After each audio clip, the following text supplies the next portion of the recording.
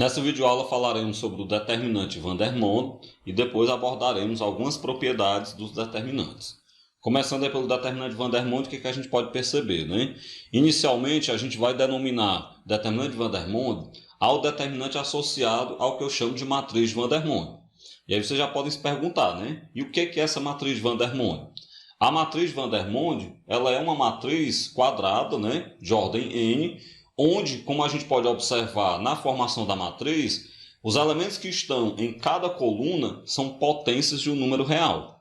Por exemplo, vamos lá, até a matriz de Vandermonde montada. Você pode perceber que a primeira linha da matriz de Vandermonde, ela tem como elementos apenas o 1. De onde é que vem esse 1? Seria a base elevada a zero. Nós sabemos que todo número elevado a zero, o resultado vai ser 1. Né? Então você vai ter na primeira linha da matriz de Vandermonde apenas 1. E aí você observa, né, que em cada coluna você vai ter uma potência. Por exemplo, ó, na primeira coluna você tem um 1, que é o valor elevado a zero. Aí você vai ter o alfa 1. Logo abaixo você vai ter o alfa 1 ao quadrado.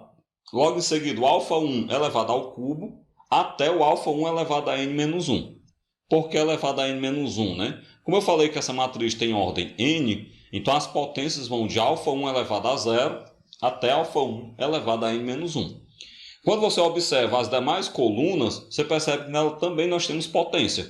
A segunda coluna, por exemplo, começa do 1, que é o alfa 2 elevado a zero. Aí você tem o alfa 2, que seria alfa 2 elevado a 1. Em seguida, alfa 2 ao quadrado, alfa 2 ao cubo, até alfa 2 elevado a n menos 1. Então, resumindo, o que é a matriz de Vandermonde?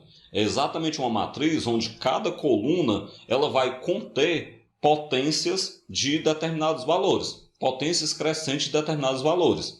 Começando do 1 na primeira linha, a primeira linha é tudo 1, porque seria o valor elevado a zero. Aí você vai ter, naquela mesma coluna, você começa com o valor elevado a zero, depois ele elevado a 1, logo em seguida ele ao quadrado, até chegar em ele elevado a n menos 1. Bem, e se eu tenho uma matriz de Vandermonde, como é que eu calculo o seu determinante?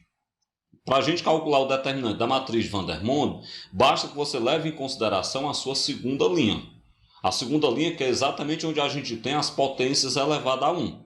E aí o que você faz? Você vai pegar todas as subtrações possíveis entre os elementos da segunda linha, subtrai 2 a 2 todos eles. Quando a gente subtrair 2 a 2, a gente multiplica. Por exemplo, aí eu peguei a segunda linha, então eu peguei alfa 2 menos alfa 1, depois eu peguei alfa 3 menos alfa 1, aí até chegar no alfa n menos alfa 1, aí depois eu vou pegando alfa 3 menos alfa 2, alfa 4 menos alfa 2, até chegar na última subtração, que vai ser alfa n menos 1.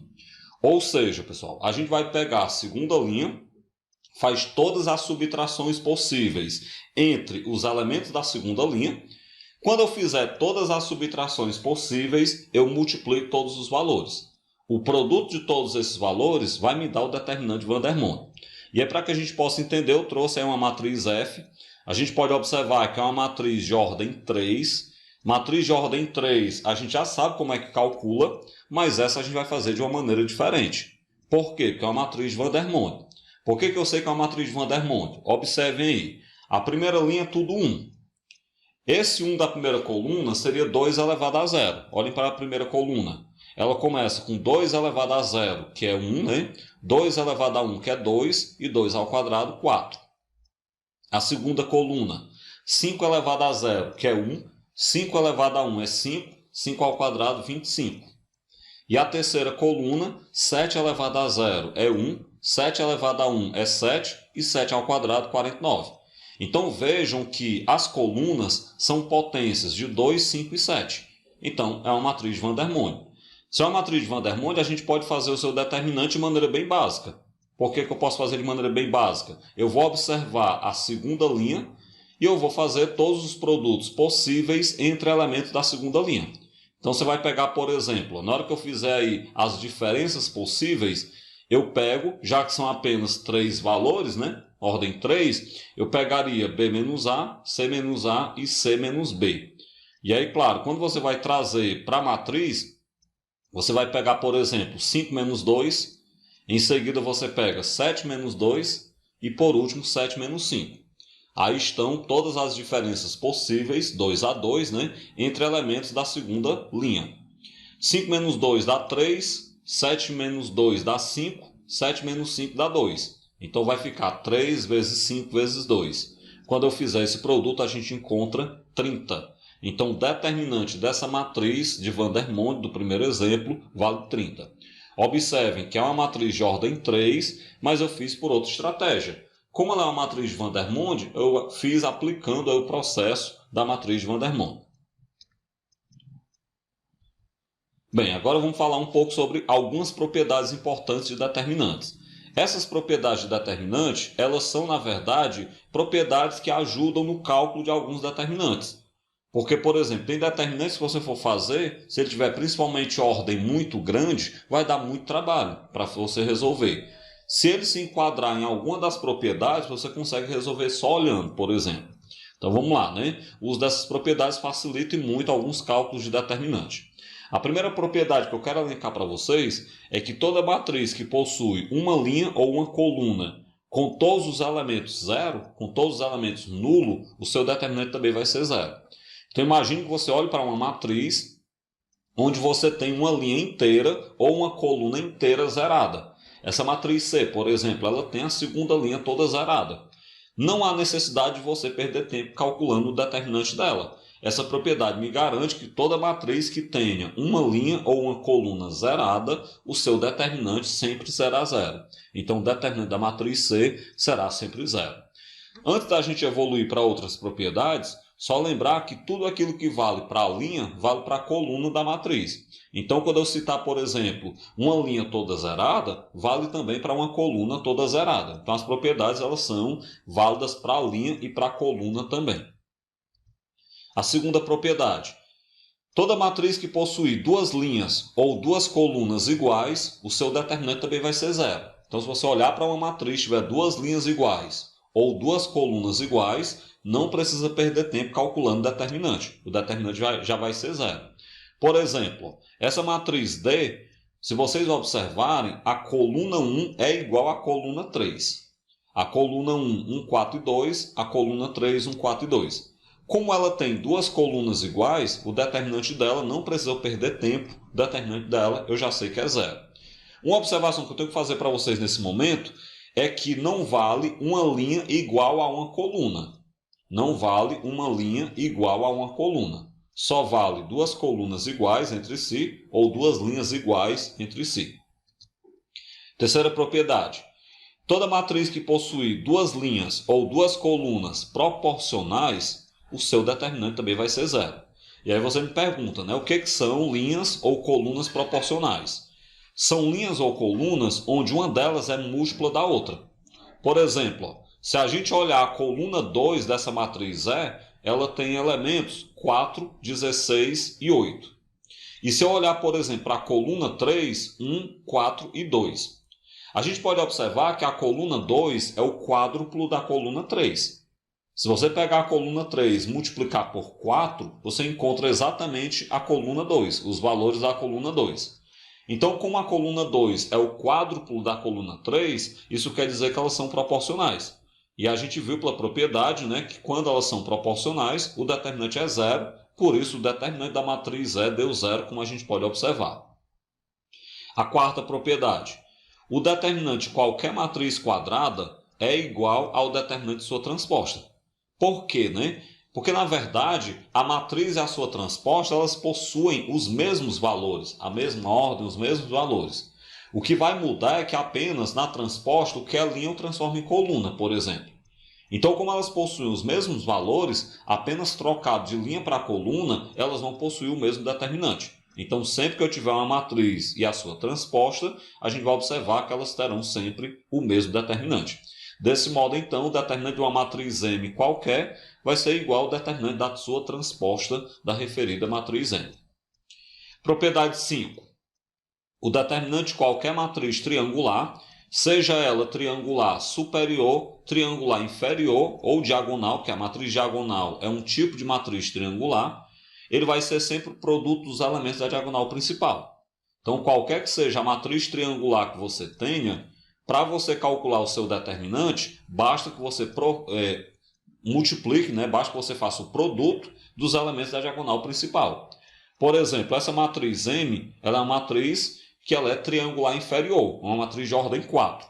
Matriz de ordem 4, se a gente for resolver o determinante normal, dá um trabalho danado para resolver. Mas o que eu posso fazer aqui? Como ela é triangular inferior, basta eu pegar o produto dos elementos da diagonal principal. 1 vezes 3 vezes 2 vezes 8. Esse produto vai dar, então, o valor do determinante, que é 48. Então, o determinante da matriz M igual a 48. Sexta propriedade. Se a gente multiplicar uma linha ou uma coluna de uma matriz por um número, o seu determinante também vai ficar multiplicado por aquele número. Imagine, você pegou uma matriz, escolheu lá uma linha, multiplicou aquela linha por 2. Então, o determinante vai ficar multiplicado por 2 também. É isso que essa propriedade está dizendo. Então, por exemplo, considere uma matriz C e uma matriz D. E aí, se você comparar a matriz C com a matriz D, você vai perceber que a matriz D é, na verdade, a matriz C multiplicada a terceira coluna por 2. Como a matriz D foi obtida pegando a matriz C e multiplicando a terceira coluna por 2, isso quer dizer que o determinante da matriz D está multiplicado por 2. Se o determinante da matriz D está multiplicado por 2, a gente pode dizer que o determinante da matriz D é 2 vezes o determinante da matriz C. Porque você pegou uma coluna da matriz C, multiplicou por 2 para obter a matriz D. Bem, de maneira geral, se a gente multiplicar uma linha ou uma coluna da matriz C por um número real K qualquer, a gente vai obter uma matriz D, de tal maneira que o determinante dessa matriz D vai ser o número real K que eu multipliquei, multiplicado pelo determinante da matriz C. Bem, outra propriedade que a gente vai trabalhar, ela seria uma generalização da propriedade 6. Ela vai dizer que se a gente multiplicar uma matriz inteira por um número, se eu multiplicar uma matriz inteira, eu vou estar multiplicando todas as suas linhas ou todas as suas colunas por aquele valor. O seu determinante vai ficar multiplicado por aquele número elevado à ordem da matriz. Como é que é isso? Por exemplo, se eu pegar uma matriz de ordem 3, multiplicar todas as linhas daquela matriz por um determinado valor, o seu determinante vai ficar multiplicado por aquele número elevado a 3, que é a ordem. Isso é fácil entender, né? Porque se eu multiplico uma linha, vai ficar multiplicado pelo valor. Se eu multiplicar duas linhas, vai multiplicado pelo valor ao quadrado. Então, se eu multiplicar a matriz inteira, vai ficar multiplicado por aquele valor elevado à ordem da matriz. E aí, vamos lá um exemplo. Está aí de novo a matriz C que a gente tinha no item anterior. E aí, se você der uma olhada na matriz D, você vai perceber que essa matriz D nada mais é do que a matriz C multiplicada por 2. Todos os elementos da matriz C foram multiplicados por 2 para que eu encontrasse a matriz D. Como a matriz D é a matriz C, que é de ordem 3, multiplicada por 2, então isso quer dizer que o determinante da matriz D vai ser, então, 2 elevado a 3, 2 ao cubo, vezes o determinante da C. Por que 2 ao cubo, né? 2 porque eu multipliquei por 2, ao cubo porque a ordem é 3. Então, seria o número elevado à ordem vezes o determinante da matriz C. Ou seja, o determinante da matriz D é 8 vezes o determinante da matriz C. E aí nós temos uma generalização também para essa propriedade. De maneira geral, se a gente multiplicar uma matriz C de ordem n por um número k qualquer, a gente vai obter uma matriz D, de tal maneira que o determinante da matriz D vai ser k elevado a n, ou seja, o número elevado à ordem multiplicado pelo determinante da matriz C. Bem, com isso a gente finaliza essa videoaula, onde a gente falou sobre o determinante de Vandermonde e sobre algumas propriedades principais de determinantes.